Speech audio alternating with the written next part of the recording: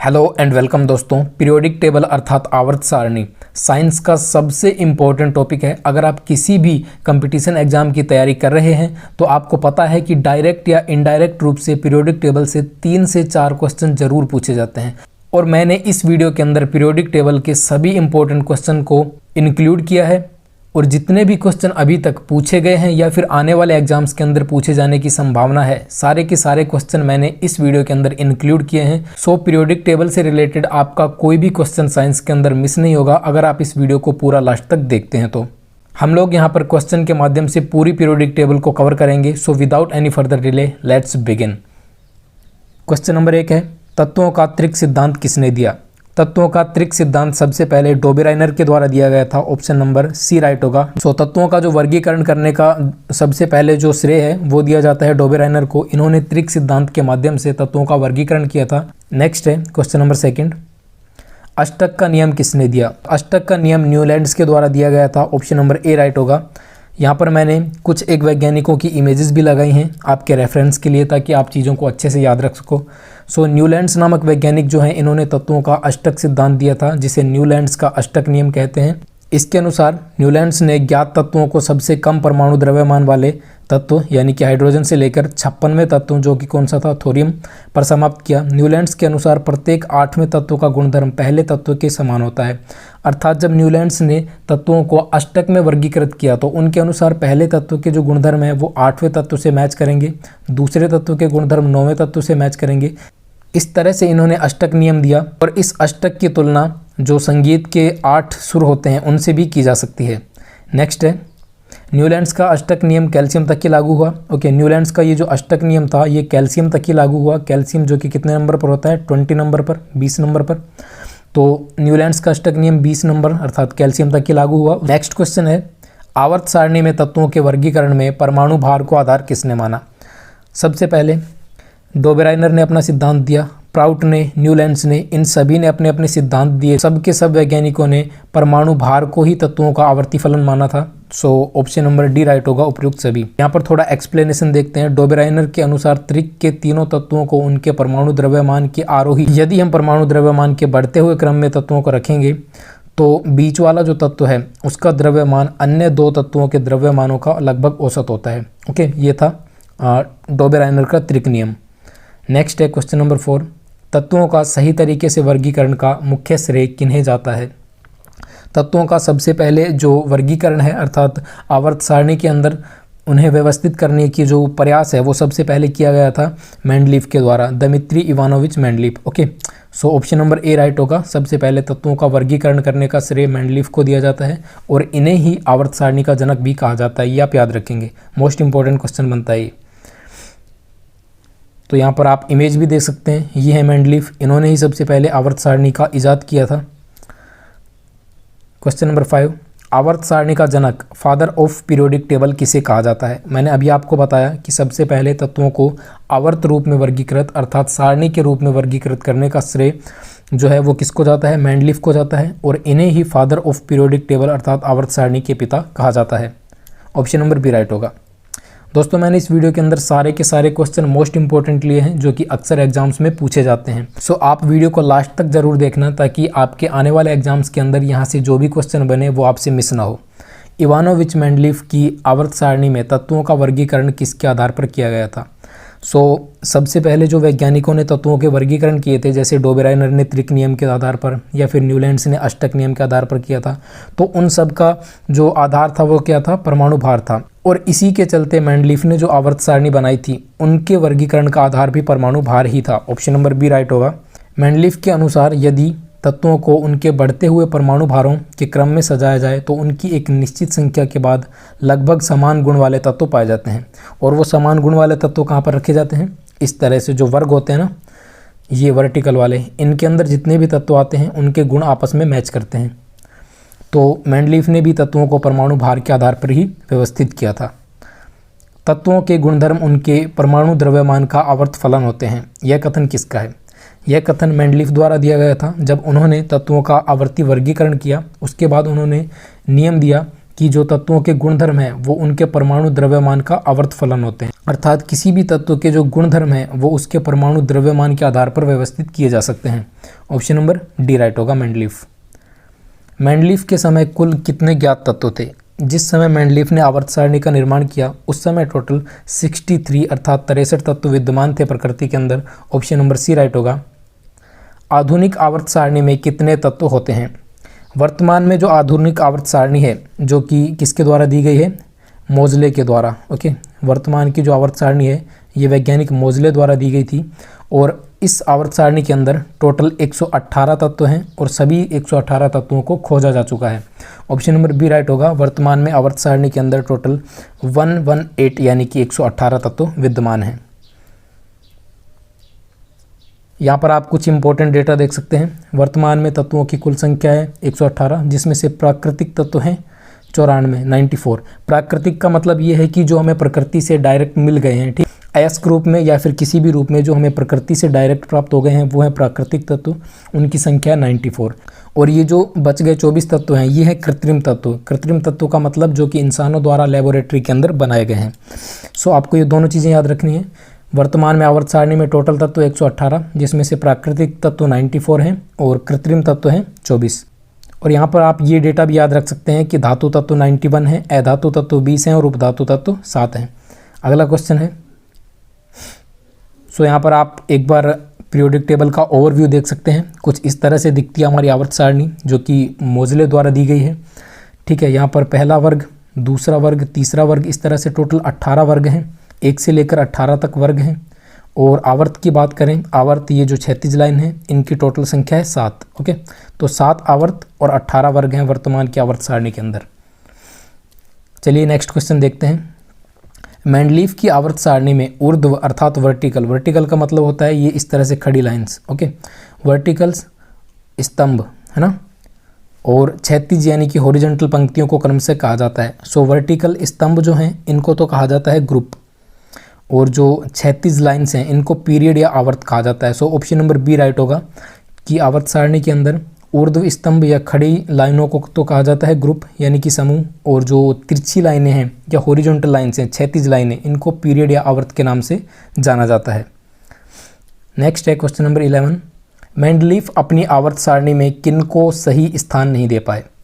सो Mendeleev की जो आवर्त सारणी थी उसका फेल होने का मुख्य कारण ये था कि वो एक तो जो आवर्त सारणी का पहला तत्व है हाइड्रोजन, जिसे हम लोग 1H1 से भी लिखते हैं, ओके, वो हाइड्रोजन को सही स्थान नहीं दे पाए थे। और दूसरा है समस्थानिक। समस्थानिकों को भी मेंडलीफ अपनी आवर्त सारणी के अंदर सही स्थान नहीं दे पाए थे। समस्थानिकों का मतलब है जैसे कि हाइड्रोजन के 3 समस्थानिक होते हैं, ओके, जिसका मतलब है कि इसका परमाणु क्रमांक तो 1 है लेकिन 1H1, 1H2 और 1H3 ये हाइड्रोजन के 3 समस्थानिक होते हैं। कौन कौन से? प्रोटियम, ड्यूटेरियम और ट्राइटियम। इनके अंदर न्यूट्रॉनों की संख्या अलग अलग होती है लेकिन प्रोटॉनों की संख्या सेम होती है, इस वजह से ये समस्थानिक कहलाते हैं। तो मेंडलीफ जो हैं वो हाइड्रोजन और समस्थानिकों को अपनी आवर्त सारणी के अंदर सही स्थान नहीं दे पाए थे। अगला क्वेश्चन है, मेंडलीफ द्वारा निर्मित आवर्त सारणी में वर्ग एवं आवर्त की संख्या क्रमशः थी। सो जैसा कि मैंने अभी आपको बताया था कि मेंडलीफ द्वारा जो आवर्त सारणी बनाई गई थी उसके अंदर जो ये खड़ी रेखाएं हैं, ये जो खड़े वर्ग हैं, इनको कहा जाता है वर्ग या समूह। इनकी टोटल संख्या हुआ करती थी 9। और ये जो क्षैतिज लाइन्स हैं इनको कहा जाता है आवर्त, इनकी संख्या थी 7। सो राइट आंसर होगा मेंडलीफ की आवर्त सारणी में वर्ग व आवर्त की संख्या। सो वर्ग की संख्या तो 9 थी और आवर्त की संख्या थी 7। ऑप्शन नंबर ए राइट होगा। नेक्स्ट है क्वेश्चन नंबर 13। परमाणु द्रव्यमान की तुलना में परमाणु संख्या को अधिक आधारभूत किसने माना? अब तक जितने भी वैज्ञानिक हुए थे उन सब ने तत्वों का वर्गीकरण परमाणु भार के आधार पर किया था, या फिर बोल सकते हैं परमाणु द्रव्यमान के आधार पर किया था। लेकिन जो वर्तमान में आधुनिक आवर्त सारणी बनाई गई है वो बनाई गई है हेनरी मोजले के द्वारा, और इन्होंने परमाणु क्रमांक को अधिक आधारभूत माना है परमाणु भार की तुलना में। अर्थात वैज्ञानिक हेनरी मोजले ने आवर्त सारणी का निर्माण करते समय तत्वों को उनके परमाणु क्रमांक के आधार पर बढ़ते हुए क्रम में रखा है। So option number C right होगा। परमाणु द्रव्यमान की तुलना में परमाणु संख्या को अधिक आधारभूत माना है हेनरी मोजले ने। इसका थोड़ा एक्सप्लेनेशन देख सकते हैं। ब्रिटिश वैज्ञानिक हेनरी मोजले ने 1913 में एक विशिष्ट गुण जिसकी खोज की, जो क्या था, जो कि था परमाणु संख्या। और उन्होंने बताया कि किसी तत्व की परमाणु संख्या उस तत्व के एक परमाणु में उपस्थित प्रोटॉन या इलेक्ट्रॉन की संख्या के बराबर होती है। अर्थात हेनरी मोज़ले के द्वारा ये बताया गया था सबसे पहले कि किसी परमाणु के अंदर प्रोटॉन की संख्या के आधार पर हम ये बता सकते हैं कि उस परमाणु का परमाणु क्रमांक क्या होगा। इस तरह से इतिहास के पहले वैज्ञानिक थे हेनरी मोज़ले, जिन्होंने आवर्त सारणी का निर्माण करते समय परमाणु द्रव्यमान की तुलना में परमाणु क्रमांक को अधिक महत्व दिया। नेक्स्ट है क्वेश्चन नंबर 14। आधुनिक आवर्त सारणी में तत्वों को किस क्रम में रखा गया है? अभी मैंने आपको बताया कि आधुनिक आवर्त सारणी के अंदर तत्वों को परमाणु क्रमांक के बढ़ते क्रम में रखा गया है, परमाणु क्रमांक के बढ़ते हुए क्रम में। तो ऑप्शन नंबर सी राइट होगा। आधुनिक आवर्त सारणी में समूह एवं आवर्त की संख्या क्रमशः कितनी है? ये चीज़ें मैं आपको आवर्त सारणी के अंदर दिखाकर भी बताऊंगा और वैसे भी बता देता हूं कि आवर्त सारणी के अंदर वर्तमान में जो समूह है, समूह यानी कि इस तरह से जो खड़ी वर्टिकल लाइन्स हैं, उनकी टोटल संख्या कितनी है? 18। और जो आवर्त हैं इस तरह से तिरछी लाइन है, हॉरिजॉन्टल लाइन्स, इनकी टोटल संख्या है 7। वर्तमान आवर्त सारणी के अंदर समूह तो 18 हैं और आवर्त 7 हैं। ऑप्शन नंबर डी राइट होगा। ठीक है, आप यहाँ पर देख सकते हैं आवर्त की संख्या 1, 2, 3, 4, 5, 6 और 7, टोटल 7 आवर्त हैं। ठीक है, जो पहला आवर्त यहाँ से लेकर यहाँ तक, दूसरा आवर्त यहाँ से लेकर यहाँ तक, इस तरह से टोटल ये 7 आवर्त बनते हैं। वहीं अगर हम बात करें ग्रुप या समूह की, तो इनकी टोटल संख्या 18 है, जो कि 1 से चालू होकर 2, 3 इस तरह से चलते हुए यहाँ टोटल 18 तक जाती है। आवर्त सारणी के अंदर आवर्त की संख्या 7 और समूह की संख्या 18 है। ये आप हमेशा याद रखेंगे, अक्सर एग्जाम्स में ये क्वेश्चंस पूछे जाते हैं। आधुनिक आवर्त सारणी में पहला तत्व कौन सा है? वर्तमान में जो आवर्त सारणी है इसके अंदर पहला तत्व हाइड्रोजन है और ये परमाणु क्रमांक नंबर 1 पर आता है। इसे 1H से हम लोग डिनोट करते हैं। नेक्स्ट है क्वेश्चन नंबर 17। आधुनिक आवर्त सारणी में प्रथम आवर्त में कितने तत्व हैं? आधुनिक आवर्त सारणी के अंदर प्रथम आवर्त के अंदर केवल 2 तत्व हैं। आवर्त यानी कि इस तरह के जो हॉरिजॉन्टल लाइन्स हैं, जो पहली वाली हॉरिजॉन्टल लाइन है, पहली रेखा है, उसके अंदर मात्र 2 तत्व हैं। पहला तत्व जो कि 1 नंबर पर आता है और दूसरा तत्व जो कि 2 नंबर पर है, लेकिन वो 18वें ग्रुप के अंदर रखा गया है। ओके, पहले नंबर पर है हाइड्रोजन 1H1, दूसरे नंबर पर है हीलियम 2He4। ओके, आप यहाँ पर आवर्त सारणी के अंदर भी देख सकते हैं। यहाँ पर आप देखिए जो पहला आवर्त है वो है ये वाला, आप देख सकते हो।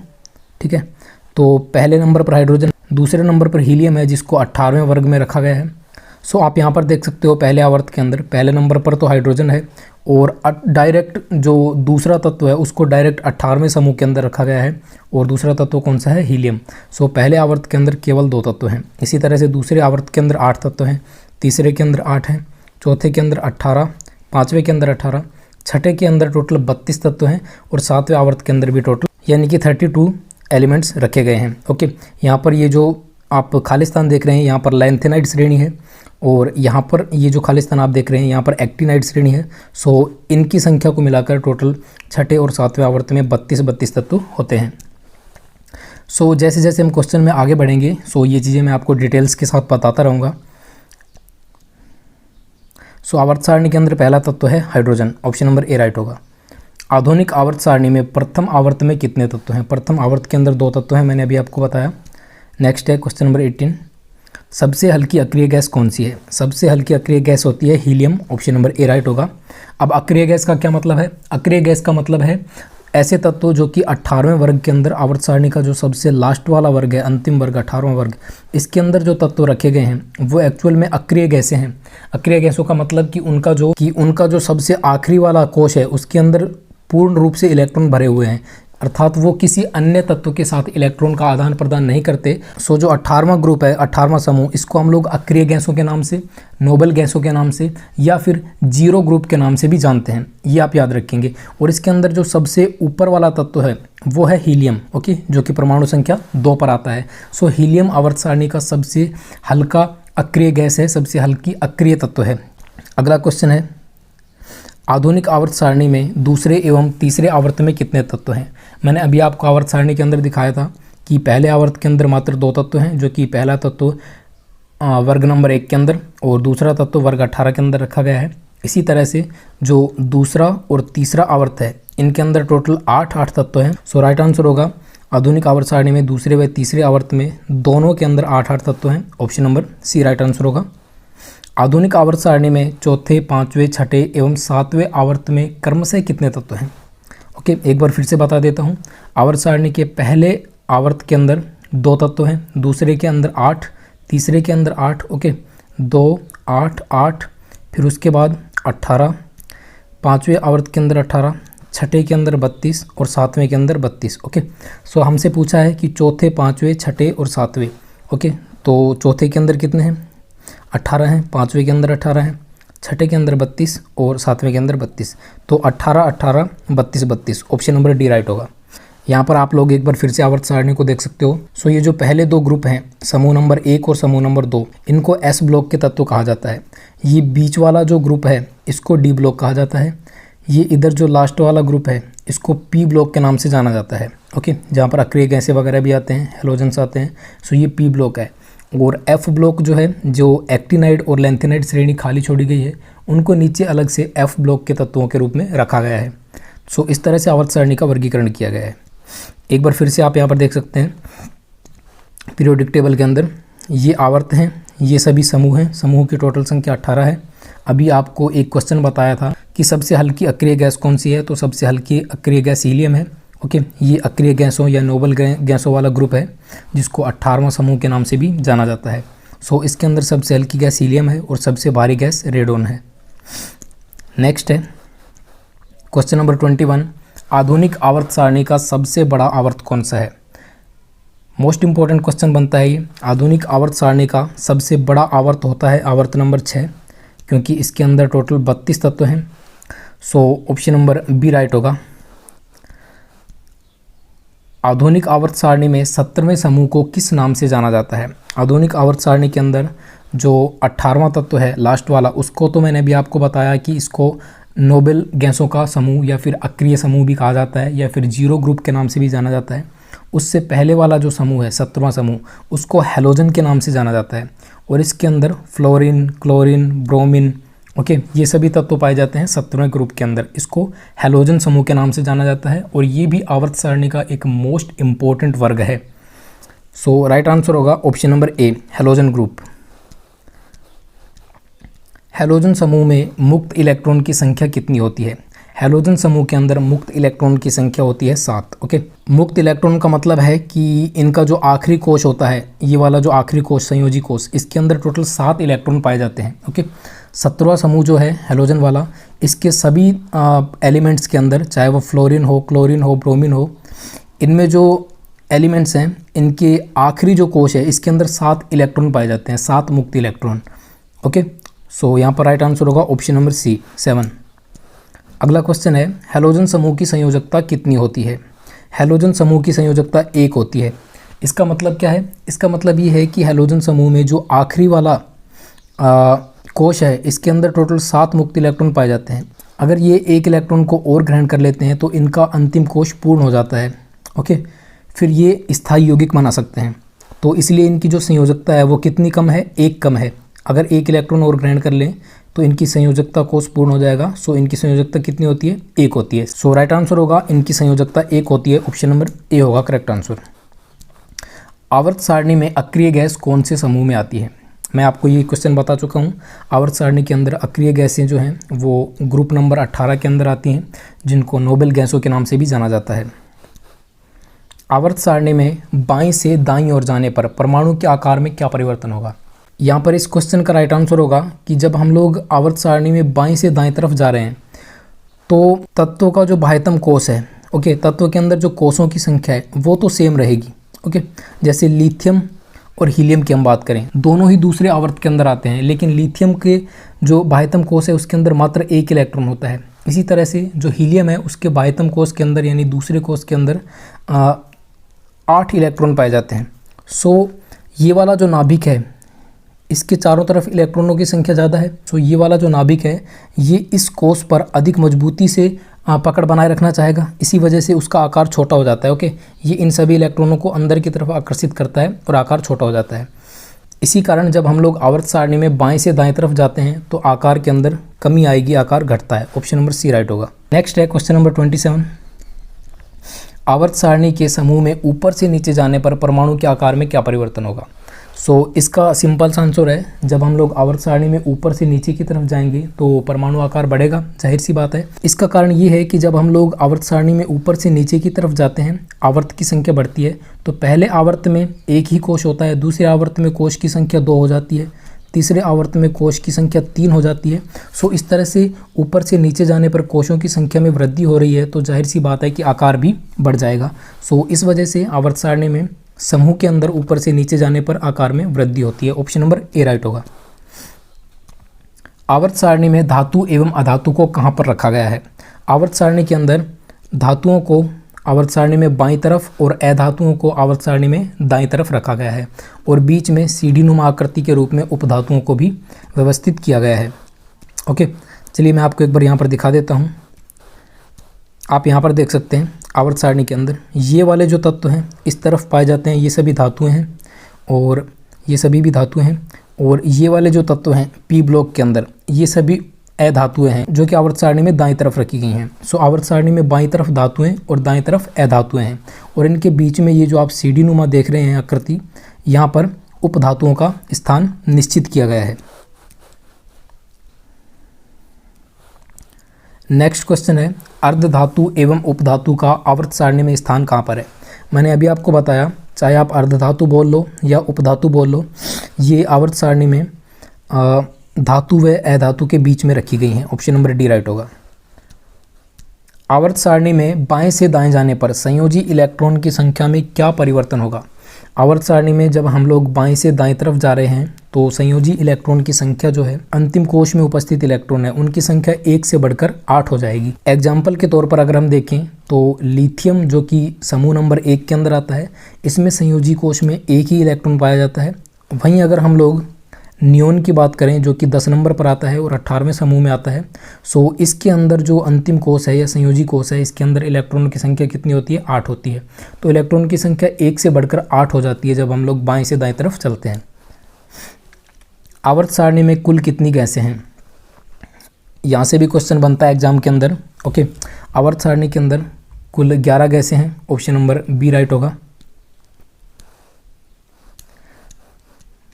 और इन 11 गैसों को आप यहाँ पर देख सकते हो, हाइड्रोजन है, नाइट्रोजन है, ऑक्सीजन, फ्लोरीन, क्लोरीन, इसके अलावा helium, neon, organ, krypton, xenon और रेडोन। ये वाली जो गैसें हैं ये सभी गैसें कैसी हैं? अक्रिय गैसें। और इसके अलावा hydrogen, nitrogen, oxygen, fluorine, chlorine और लास्ट गैस जो कि 118 नंबर तत्व है ऑग्निसन, इसको भी वर्तमान में खोज लिया गया है। 118वां तत्व कौन सा है? ऑग्निसन। ये भी एक गैस है।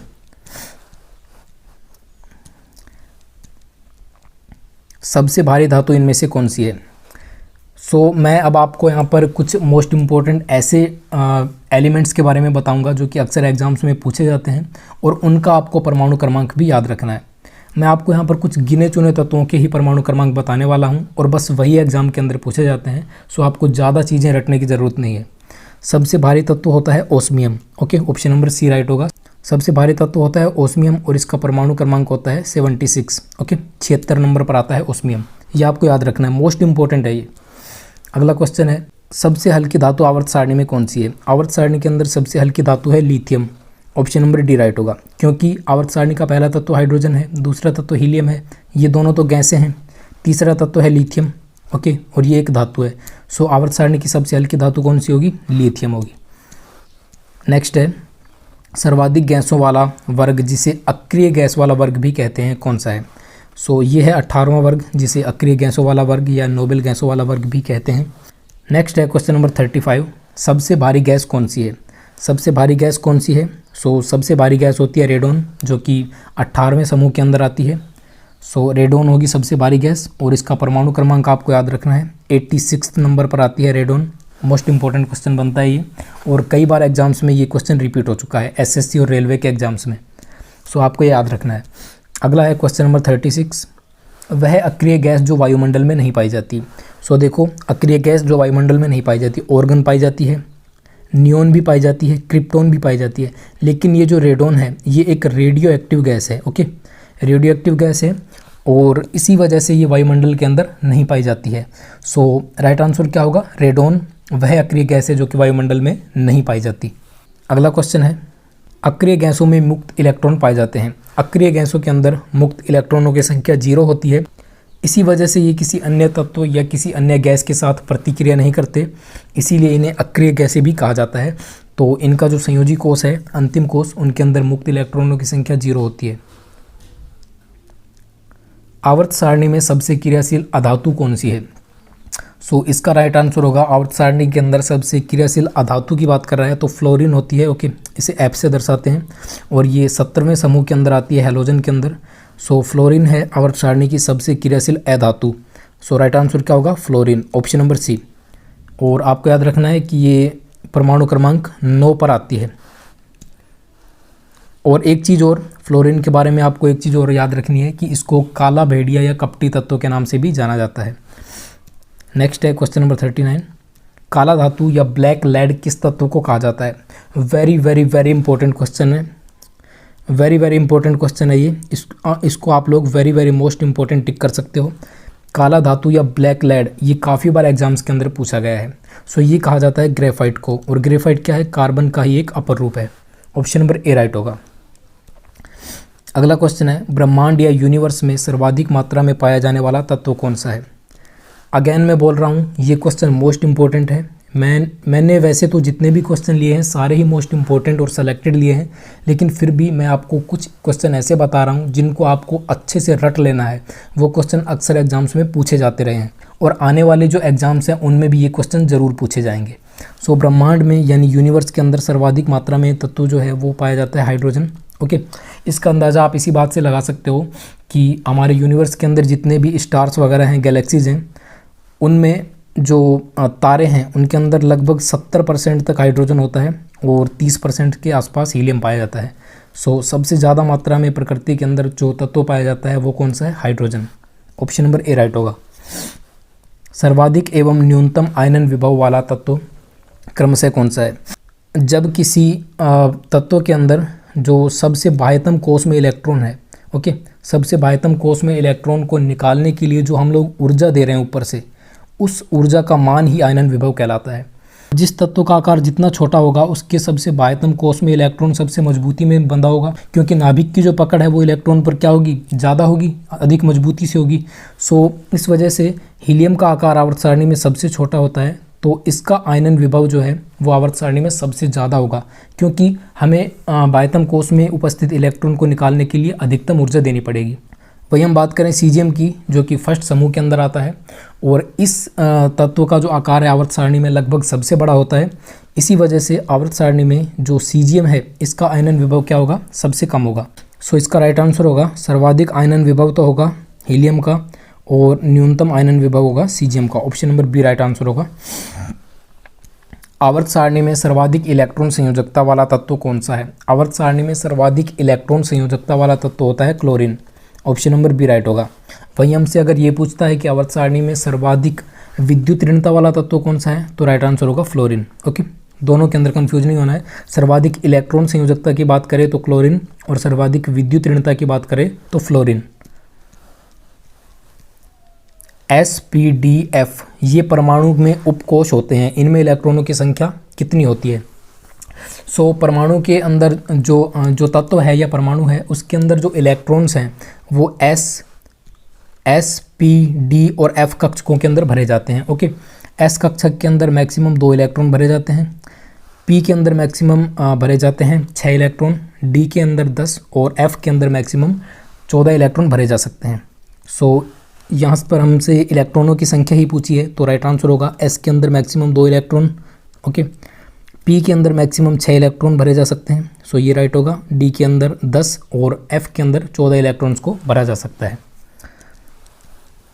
अगला क्वेश्चन है, क्रमशः ऐसी धातु एवं अधातु जो द्रव अवस्था में पाई जाती है। इस क्वेश्चन को वेरी वेरी इंपॉर्टेंट टिक कर लेना और रट लेना अच्छे से, क्योंकि ये क्वेश्चन तो लगभग हर दूसरे या तीसरे एग्जाम में रिपीट होता ही रहता है। तो एकमात्र ऐसी धातु जो कि द्रव अवस्था में पाई जाती है वो होती है पारा, जिसे हम लोग मरकरी या Hg के नाम से भी जानते हैं। ओके, पारा मरकरी जिसे Hg के नाम से भी जानते हैं, और इसका परमाणु क्रमांक भी याद रखना है 80 नंबर पर आवर्त सारणी के अंदर ये लोकेटेड है। और एकमात्र ऐसी अधातु जो कि द्रवावस्था में पाई जाती है वो कौन सी है? ब्रोमीन। ओके, और ब्रोमीन आवर्त सारणी में 35 नंबर पर है और ये एक हैलोजन तत्व है। सो आपको दोनों याद रखनी है। एकमात्र धातु जो कि द्रवावस्था में पाई जाती है वो तो है पारा या मरकरी, जिसे Hg से डिनोट करते हैं, और एकमात्र अधातु जो कि द्रवावस्था में पाई जाती है वो है ब्रोमीन Br, जो कि आवर्त सारणी में 35 नंबर पर पाई जाती है। अगला क्वेश्चन है, आवर्त सारणी में सबसे हल्की अक्रिय गैस कौन सी है? आवर्त सारणी के अंदर सबसे हल्की अक्रिय गैस की बात करें तो वो होती है helium. Option number C right होगा। थोरियम के अयस्क का क्या नाम होता है? अब मैं आपको क्वेश्चन थोड़ी जल्दी जल्दी कराने की कोशिश करता हूँ क्योंकि वीडियो काफ़ी ज़्यादा लंबी बन जाएगी। थोरियम के अयस्क का नाम होता है मोनेजाइट। ऑप्शन नंबर बी राइट होगा, मोनेजाइट। मानव शरीर में सर्वाधिक उपस्थित तत्व कौन सा है? मानव शरीर के अंदर सर्वाधिक मात्रा में ऑक्सीजन पाया जाता है। ऑप्शन नंबर ए राइट होगा। वहीं अगर पूछता है कि यूनिवर्स में सबसे ज़्यादा, ब्रह्मांड में सबसे ज़्यादा क्या पाया जाता है, तो वो पाया जाता है हाइड्रोजन। और धरातल की बात करता है तो धरातल पर सबसे ज़्यादा मात्रा में एल्यूमिनियम पाया जाता है। वायुमंडल की बात करता है तो वायुमंडल में सबसे ज़्यादा मात्रा में नाइट्रोजन गैस पाई जाती है। सो इन सब के अंदर आपको कन्फ्यूज नहीं होना है। नेक्स्ट है क्वेश्चन नंबर 49, संक्रमण तत्व किस ब्लॉक में रखे गए हैं? राइट आंसर होगा ऑप्शन नंबर ए, डी ब्लॉक के अंदर जो तत्व हैं उनको संक्रमण तत्वों के नाम से जाना जाता है। ओके, डी ग्रुप के अंदर मुख्य रूप से जैसे कि आयरन हो गया, कॉपर हो गया, जिंक हो गया, ये सभी तत्व जो हैं वो डी ब्लॉक के अंदर ही आते हैं। सो इनको संक्रमण तत्वों के नाम से जाना जाता है। यहाँ पर आप देख सकते हैं ये वाला जो ब्लॉक है बीचों बीच में, इसको डी ब्लॉक के नाम से जाना जाता है और इनको संक्रमण तत्व या फिर ट्रांजिशन एलिमेंट के नाम से भी जाना जाता है। यहाँ पर हमसे पूछा है कि मुक्त अवस्था में पाए जाने वाले तत्व कौन कौन से हैं। सो आप यहाँ पर ऑप्शन के अंदर देखकर बता सकते हैं। सोना भी मुक्त अवस्था में पाया जाता है और चांदी भी मुक्त अवस्था में पाई जाती है। सो ऑप्शन नंबर बी जो होगा वो राइट होना चाहिए, क्योंकि हीरा जो है ये अयस्कों के रूप में पाया जाता है और तांबा जो है ये भी मुक्त अवस्था में नहीं मिलता है। सो सोना व चांदी जो है ये मुक्त अवस्था में पाए जाते हैं। ऑप्शन नंबर बी राइट होगा। किस तत्व को त्वरित चांदी के नाम से भी जाना जाता है? त्वरित चांदी, त्वरित का मतलब होता है क्विक, यानी कि तीव्र। तो त्वरित चांदी या फिर quick silver, okay, quick silver के नाम से भी जाना जाता है। तो किस तत्व को जाना जाता है? राइट आंसर होगा मरकरी। मरकरी यानी कि पारा या Hg, इसको क्विक सिल्वर या त्वरित चांदी के नाम से जाना जाता है। इंपॉर्टेंट क्वेश्चन है ये, याद रखना। उम्मीद करता हूँ दोस्तों ये आपको वीडियो जो है अच्छे से समझ में आ रही होगी और सारे क्वेश्चन आप अच्छे से डिटेल में समझ पा रहे होंगे। अगर ऐसा है तो आप वीडियो को लाइक और शेयर कर सकते हो और ऐसी ही एजुकेशनल वीडियोज़ के लिए चैनल को सब्सक्राइब करके नोटिफिकेशन बेल को ऑन कर लेना। अगला क्वेश्चन है, हथेली पर रखने पर कौन सा तत्व पिघल जाता है? सो आवर्त सारणी के अंदर कुछ तत्व ऐसे भी हैं जिनका गलनांक बहुत ही कम होता है, जैसे कि गैलियम और सीजियम। इनको अगर हम अपनी हथेली पर रखते हैं तो हथेली पर रखने मात्र से ही ये तत्व पिघल जाते हैं। ये तत्व जो हैं ये लिक्विड फॉर्म में आ जाते हैं। सो राइट आंसर का उपयुक्त दोनों गैलियम और सीजियम। पृथ्वी पर सबसे ज़्यादा मात्रा में पाई जाने वाली धातु कौन सी है? पृथ्वी पर सबसे ज़्यादा मात्रा में पाई जाने वाली धातु एल्यूमिनियम है। कोई हमसे अगर ये पूछता है कि पृथ्वी पर सबसे अधिक मात्रा में पाई जाने वाली गैस कौन सी है, तो नाइट्रोजन गैस है। शरीर में सबसे अधिक मात्रा में पाया जाने वाला तत्व ऑक्सीजन है। ब्रह्मांड में सबसे अधिक मात्रा में पाया जाने वाला तत्व हाइड्रोजन है।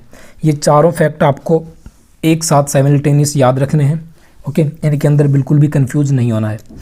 नेक्स्ट है, दूध में सर्वाधिक मात्रा में पाया जाने वाला तत्व कौन सा है? दूध के अंदर सर्वाधिक मात्रा में कैल्शियम पाया जाता है। Okay, option number C right होगा, कैल्शियम। और कैल्शियम का जो परमाणु क्रमांक होता है वो आपको पता ही है कि कैल्शियम 20 नंबर पर है। नेक्स्ट है, आवर्त सारणी में वह कौन सा तत्व है जो सर्वाधिक संख्या में यौगिक बनाता है? ये तो आप सबको पता होना चाहिए। आवर्त सारणी के अंदर एकमात्र तत्व कार्बन है जो कि सबसे ज़्यादा तत्व बनाता है। ओके, सबसे ज़्यादा यौगिक बनाता है, क्योंकि इसकी संयोजकता 4 है, तो चारों तरफ से तत्वों को जोड़कर ये यौगिक बना सकता है। इस वजह से सबसे अधिक यौगिक बनाने की जो प्रोबेबिलिटी है वो कार्बन के अंदर ही पाई जाती है। अगला क्वेश्चन है, सर्वाधिक विद्युत चालकता वाला तत्व कौन सा है? सर्वाधिक विद्युत चालकता चांदी की होती है। चांदी जिसे हम लोग सिल्वर या Ag से डिनोट करते हैं। सो सर्वाधिक विद्युत चालकता इसी की होती है। सो आपको ये याद होना चाहिए कि आवर्त सारणी के अंदर सर्वाधिक जो विद्युत चालकता है वो चांदी के अंदर पाई जाती है। So option number A right होगा, चांदी सबसे ज़्यादा विद्युत का सुचालक है। किस तत्व की कमी से घेंगा रोग होता है? मोस्ट इंपॉर्टेंट क्वेश्चन है ये। आयोडीन की कमी से घेंगा रोग हो जाता है। तो वर्तमान में तो इसके केस बहुत कम देखने को मिलते हैं, क्योंकि आजकल जो नमक आता है, थैलियों के अंदर पैक नमक आता है, उसके अंदर आयोडीन प्रचुर मात्रा में पाया जाता है। इस वजह से जो थायराइड ग्रंथि है वो सही तरीके से काम करती है। तो आजकल ये जो गलगंड या घेंगा रोग है ये बहुत कम लोगों को होता है, लगभग ना के बराबर होता है। लेकिन प्राचीन समय में जब नमक के अंदर आयोडीन नहीं पाया जाता था, उस समय होता ये था कि गले के अंदर जो थायराइड ग्रंथि पाई जाती है वो आयोडीन की कमी की वजह से सूज कर मोटी हो जाती थी, जिस वजह से गला पूरी तरह से सूज जाता था, जिसे हम लोग गलगंड या घेंगा रोग के नाम से जानते हैं। सो ये किसकी कमी से होता है? आयोडीन की कमी से। अगला क्वेश्चन है, कौन से अधातु में चमक होती है? ऐसा कौन सा अधातु है जिसमें चमक होती है? सो राइट आंसर होगा हीरा, क्योंकि सोना और चांदी जो हैं ये तो धातु हैं। हीरा एक अधातु है जिसके अंदर चमक पाई जाती है। Option number A right answer होगा। सबसे ज़्यादा पाया जाने वाला अक्रिय गैस कौन सा है? सो ऑप्शन के अंदर हमें देखकर बताना है कि सबसे ज़्यादा मात्रा में पाई जाने वाली अक्रिय गैस कौन सी है। अक्रिय गैस यानी कि 18वें समूह के अंदर पाई जाने वाली गैस हैं। तो इनके अंदर ये जो ऑर्गन गैस है, ओके, जो कि आवर्त सारणी में 18 नंबर पर आती है, ऑर्गन गैस, ये ऑर्गन गैस प्रकृति में काफ़ी अधिक पाई जाती है और मुक्त अवस्था में पाई जाती है। सो राइट आंसर होगा ऑर्गन। इसके अलावा जो हमारे घरों में बल्ब वगैरह यूज किए जाते हैं, विद्युत बल्ब, उनके अंदर भी निर्वात नहीं रखा जाता, बल्कि उनके अंदर ऑर्गन गैस को यूज में लिया जाता है, ताकि जो बल्ब का फिलामेंट है वो लंबे समय तक चल सके। अगला क्वेश्चन है, आधुनिक आवर्त सारणी में अक्रिय गैस कौन से हैं? आधुनिक आवर्त सारणी के अंदर हीलियम भी अक्रिय गैस है, ऑर्गन, नियोन, ये सभी अक्रिय गैसें हैं। मैं आपको यहाँ पर बता देता हूँ कौन कौन से अक्रिय गैसें हैं आवर्त सारणी के अंदर। सो देखिए, helium, neon, organ, krypton, xenon, radon और ऑग्निसन, ये सभी जो गैसें हैं ये 18वें समूह के अंदर पाई जाती हैं। इनको हम लोग अक्रिय गैसों के नाम से जानते हैं। आधुनिक आवर्त सारणी में अक्रिय गैसों की कुल संख्या कितनी है? आधुनिक आवर्त सारणी में अक्रिय गैसों की कुल संख्या 7 है। ऑप्शन नंबर सी राइट होगा।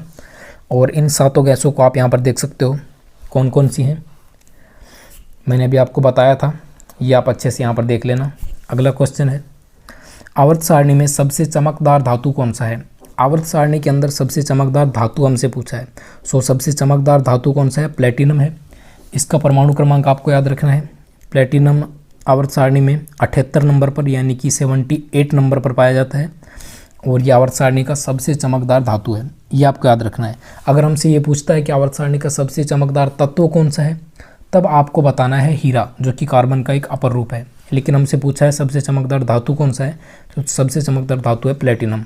नेक्स्ट है क्वेश्चन नंबर 63, यूरेनियम के अयस्क का क्या नाम होता है? सो यूरेनियम का जो अयस्क है इसका नाम होता है pitch blend. Option number A right होगा।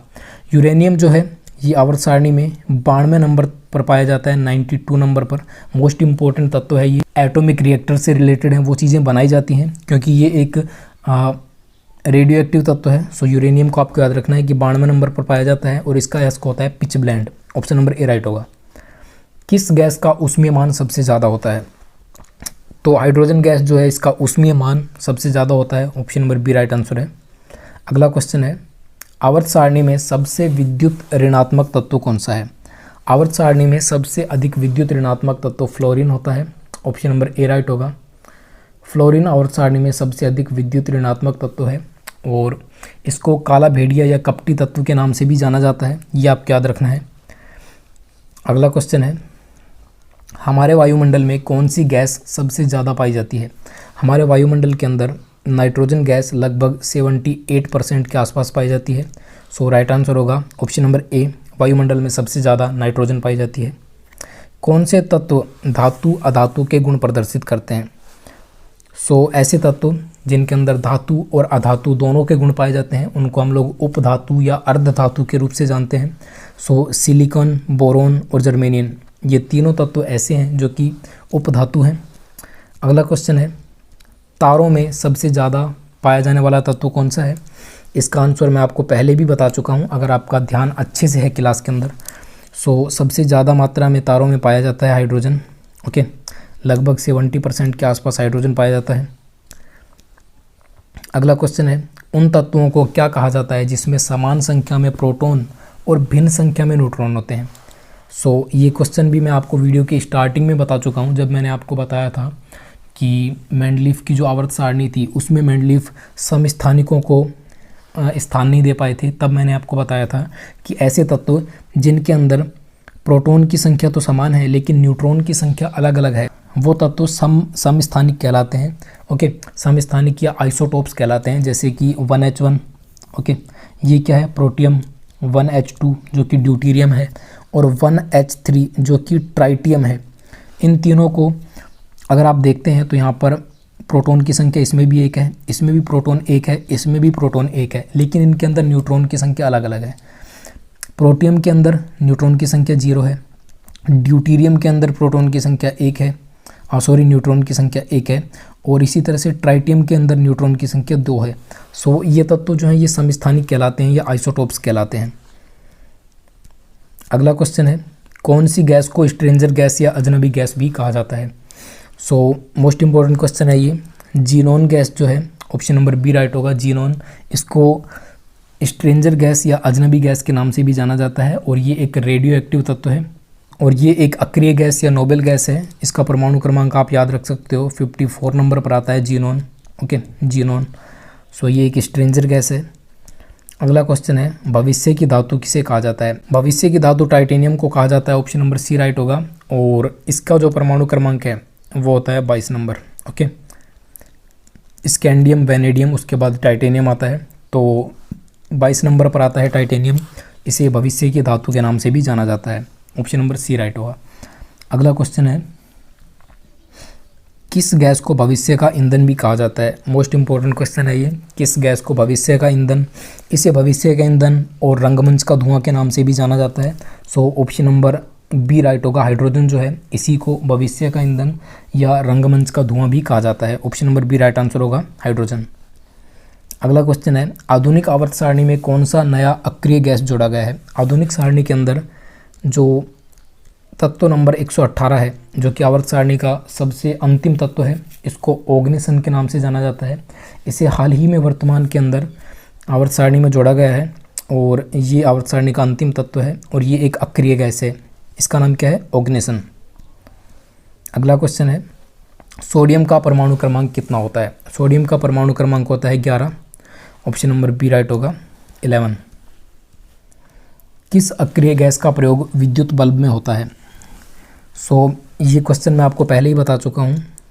ये जो ऑर्गन गैस है इसको विद्युत बल्ब के अंदर यूज किया जाता है। ओके, विद्युत बल्ब के अंदर अगर हम चाहें तो निर्वात भी रख सकते हैं, लेकिन निर्वात रखने की बजाय अगर हम ऑर्गन गैस को डालते हैं विद्युत बल्ब के अंदर, तो इसका जो फिलामेंट होता है, जो कि टंगस्टन का बना होता है, उसकी जो लाइफ है वो इंक्रीज़ हो जाती है, वो लंबे समय तक चल पाता है। इस वजह से अक्रिय गैस का जो प्रयोग है ऑर्गन का, वो किया जाता है विद्युत बल्ब के अंदर। राइट आंसर होगा ऑप्शन नंबर ए। भारत में पाया जाने वाला रेडियो एक्टिव तत्व कौन सा है? भारत में मुख्य रूप से थोरियम रेडियो एक्टिव तत्व के रूप में पाया जाता है, और इसका भी काफ़ी ज़्यादा यूज होता है। थोरियम जो है वो 90 नंबर पर आता है, और यूरेनियम जो है ये 92 नंबर पर आता है आवर्त सारणी के अंदर। ये दोनों फैक्ट आपको याद रखने हैं, क्योंकि काफ़ी बार इनके जो एटॉमिक नंबर हैं वो भी पूछ लिए जाते हैं। अगला क्वेश्चन है, सर्वाधिक आयनन विभव वाला तत्व कौन सा है? सर्वाधिक आयनन विभव वाला तत्व हीलियम होता है। ओके, हीलियम का आयनन विभव सबसे ज़्यादा होता है, और आयनन विभव का मतलब मैं आपको पहले ही बता चुका हूँ कि किसी तत्व के अंदर जो संयोजी कोष है या अंतिम कोष है, उसमें से इलेक्ट्रॉन को निकालने के लिए जो हम लोग ऊर्जा दे रहे हैं, एक्स्ट्रा ऊर्जा दे रहे हैं, उसी को आयनन विभव बोलेंगे। और जिस तत्व का आकार जितना छोटा होगा, उसके बाह्यतम कोष से इलेक्ट्रॉन को निकालने के लिए उतनी ही ज़्यादा मात्रा में ऊर्जा की आवश्यकता होगी। इसी वजह से हीलियम का जो आकार है आवर्त सारणी में सबसे छोटा होता है। इसी कारण इसका जो आयनन विभव है वो सबसे ज़्यादा है, क्योंकि इसके बाह्यतम कोष के इलेक्ट्रॉन को निकालने के लिए हमें अधिकतम ऊर्जा देनी पड़ेगी। राइट आंसर होगा, मैक्सिमम आयनन विभव होगा हीलियम का। अगला क्वेश्चन है, कौन सा अधातु विद्युत का एकमात्र सुचालक होता है? एकमात्र अधातु है जो कि विद्युत का सुचालक होता है, वो कौन सा है? वो है ग्रेफाइट। और ग्रेफाइट को तो आप लोग जनरली लगभग डेली लाइफ में देखते ही हो, जैसे कि हमारे जो लिखने की जो पेंसिल वगैरह आती हैं, उनके अंदर जो ब्लैक लेड यूज किया जाता है, वो किस चीज़ का होता है? वो ग्रेफाइट का ही बना होता है। राइट आंसर होगा एकमात्र अधातु है जो कि सुचालक होता है और वो कौन सा है? ग्रेफाइट। अगला क्वेश्चन है, सूर्य किन तत्वों से मिलकर बना है? ये क्वेश्चन मैं आपको पहले भी बता चुका हूँ कि सूर्य हाइड्रोजन और हीलियम से मिलकर बना होता है। इसके अंदर मैक्सिमम हाइड्रोजन पाई जाती है जो कि नाभिकीय संलयन के द्वारा लगातार हीलियम में परिवर्तित होता रहता है। और ओके, तो जो सूर्य है वो हाइड्रोजन और हीलियम से मिलकर बना हुआ है। अगला क्वेश्चन है, किस धातु को सफ़ेद सोना भी कहा जाता है? इस धातु को, यानी कि प्लेटिनम है, इसको सफ़ेद सोना या फिर एडम उत्प्रेरक धातु के नाम से भी जाना जाता है। आप याद रखेंगे, सफ़ेद सोना या वाइट गोल्ड किसे कहा जाता है? प्लेटिनम को। Option number C right answer होगा। किन तत्वों को जुड़वा तत्व कहा जाता है? जिंक और लेड। ओके, लेड जिसे Pb और जिंक जिसे Zn से डिनोट करते हैं, इनको जुड़वा तत्वों के नाम से भी जाना जाता है। और लेड का जो परमाणु क्रमांक है वो होता है 82, 82 नंबर पर आवर्त सारणी के अंदर पाया जाता है लेड। और जो जिंक है या जस्ता है ये आवर्त सारणी में 30 नंबर पर उपलब्ध है। ये थे आज की वीडियो के हमारे most important 81 questions. I hope आपको सारे क्वेश्चन अच्छे से समझ में आए होंगे। इसके अलावा यहाँ पर कुछ फैक्ट्स हैं जो कि आप देख सकते हो। ओके, और अगर आप इस PDF को प्राप्त करना चाहते हो तो नीचे कमेंट सेक्शन में कमेंट कर देना, आपको ये PDF बिल्कुल फ्री प्रोवाइड करा दी जाएगी। आज के लिए इतना ही दोस्तों, मिलेंगे किसी ऐसी ही एजुकेशनल वीडियो के साथ। तब तक के लिए वंदे मातरम, जय हिंद एंड बाय।